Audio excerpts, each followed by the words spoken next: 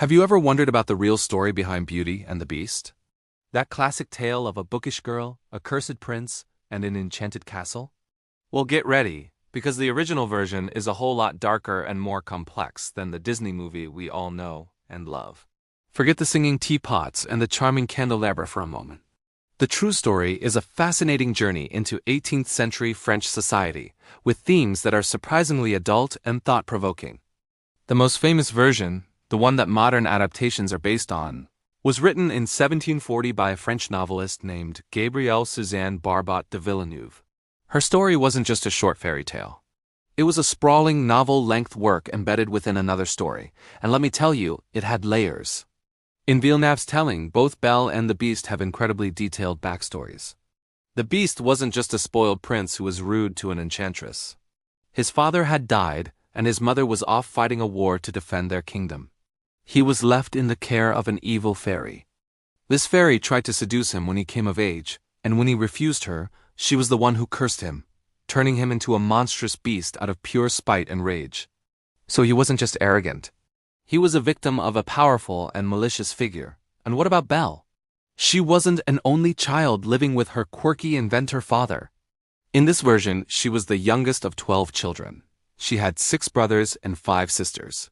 Her father was a wealthy merchant who suddenly lost his entire fortune when his fleet of ships was lost at sea.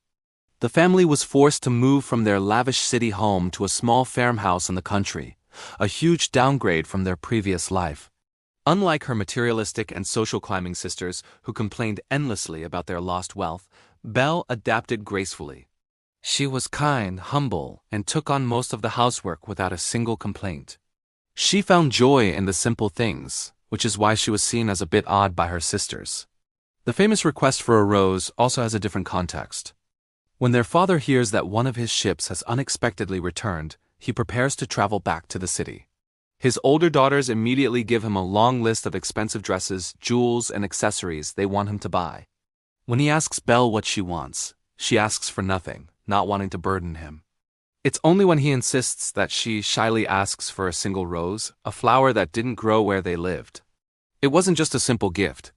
It symbolized her humility compared to her sister's greed. So the father goes to the port only to get tied up in legal troubles and lose the fortune all over again. On his miserable journey home, he gets lost in a storm and stumbles upon the Beast's magical, seemingly empty castle. The doors open on their own, a fire is lit, and a meal is laid out for him. He spends the night, and as he's leaving the next morning, he sees a beautiful rose garden. Remembering Belle's request, he plucks a single rose, and that's when the Beast appears, absolutely furious. Not just because of the theft, but because he felt his hospitality had been betrayed. The penalty for stealing the one thing he treasured was death. The merchant begs for his life, explaining the rose was for his daughter. The Beast then makes his infamous deal. The merchant can go free, but he must send one of his daughters to take his place.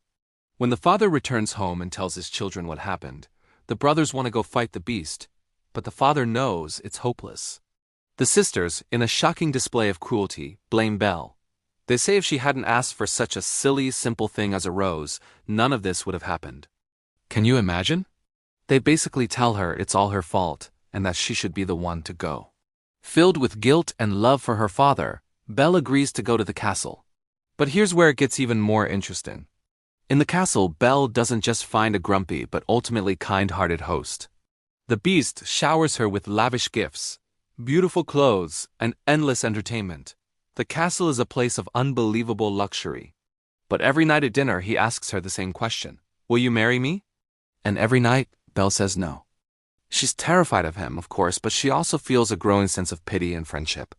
She sees the sadness in his eyes, but she can't get over his monstrous appearance. During this time, Belle has vivid dreams every night. In these dreams, she meets a handsome, charming prince who she instantly falls in love with. They have these romantic, soul-bearing conversations, and she's completely smitten. But a wise fairy also appears in her dreams, warning her not to be deceived by appearances. Belle is confused. She loves the prince in her dreams, but feels a growing affection for the Beast in her waking life. She doesn't realize, of course, that they are one and the same. The Beast can't reveal his identity because of the curse. After several months, Belle becomes desperately homesick. She begs the Beast to let her go see her family. He reluctantly agrees, giving her a magic ring that will transport her back and forth.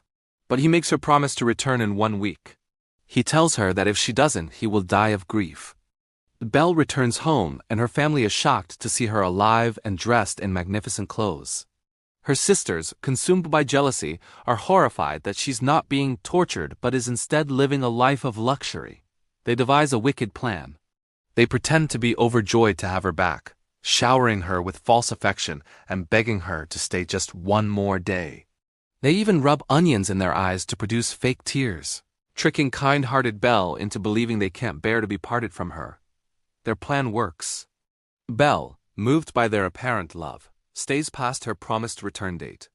But after a few days, she starts to feel a deep sense of guilt. She has a dream where she sees the beast lying near death in the castle's rose garden. Horrified by what her delay has caused, she uses the magic ring to return to the castle immediately. She finds him exactly as she saw in her dream, barely breathing. She rushes to his side, weeping, and realizes in that moment that she truly loves him. It's not just pity or friendship. It's genuine love. She confesses her feelings, telling him she wants to be his wife. And as soon as those words are spoken, the magic of the curse is broken. The beast transforms back into the handsome prince from her dreams. Now you might think the story ends there. But in Villeneuve's original, this is just the halfway point. The rest of the book explains everything. The good fairy from Belle's dreams arrives, along with the prince's mother, the queen. But there's a new problem. The queen is furious because Belle isn't royalty. She's a commoner, a merchant's daughter, and is not a suitable match for her son. This is where the big reveal comes in. The good fairy explains Belle's true parentage.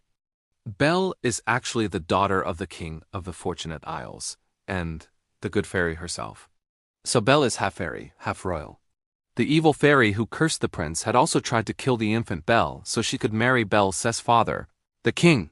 To protect her, the good fairy had swapped the baby Belle with a dying merchant's daughter, which is how she ended up with her adoptive family. So Belle is actually a princess, and even has some magical heritage, making her a perfectly suitable bride for the prince. With everyone's lineage cleared up and the class issues resolved, Belle and the prince finally get married. And as a final act of justice, the good fairy punishes Belle's jealous sisters by turning them into statues at the entrance of the castle. They are cursed to remain stone, fully conscious of their sister's happiness, until they recognize and repent their own faults. A pretty harsh punishment, right? This original version is so much more than just a love story. It's a social commentary on arranged marriages and class structures in 18th century France. The story champions the idea of choosing a partner based on character rather than wealth or status. It also explores the nature versus nurture debate through Belle's upbringing. When another writer, Jeanne-Marie de Beaumont, adapted the story 17 years later, she streamlined it significantly for a younger audience, cutting out all the complicated backstories about the fairies and the warring mothers. It was Beaumont's much shorter, more direct version that became the classic fairy tale we recognize, and the one that Disney eventually adapted. So the next time you watch Beauty and the Beast, you can remember the complex, dramatic, and slightly bizarre world it originally came from. A world of evil fairies, jealous sisters turned to stone, and a hidden royal lineage. It just goes to show that even the most familiar stories can have surprising and hidden depths. Thanks for watching. If you found this dive into the dark origins of fairy tales interesting, make sure to like this video and subscribe for more hidden histories. Let me know in the comments which fairy tale you want me to uncover next. See you in the next video.